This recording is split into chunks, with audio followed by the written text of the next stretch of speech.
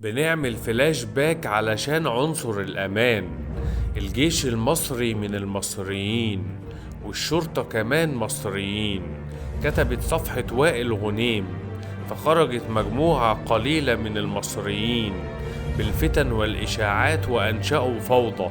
ثم خرج المدنيين المصريين في الشوارع ضد الشرطة المصريين، وتدخل الجيش المصري العظيم، فكان الهتاف ضد الجيش من المصريين يسقط حكم العسكر.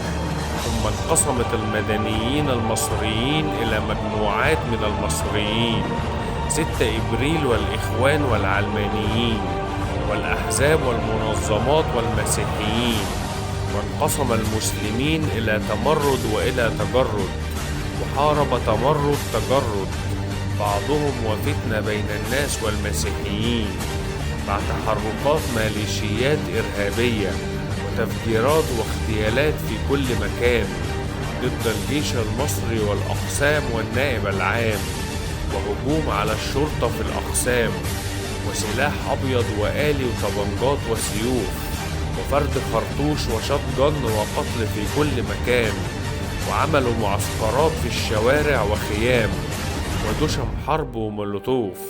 والبداية أسماء محفوظ مع وائل غنيم وشلة 6 إبريل هتفوا ضد مبارك وقالوا إسقاط، وبدأت حرب أهلية وأشعلها الإرهاب والفوضى والاغتيالات، وأطفأها الله عز وجل وحفظ مصر، ونحن الآن في أمان بفضل الله وقوته وعظمة شأنه وتحركات جنود الله على الأرض، الجيش المصري العظيم.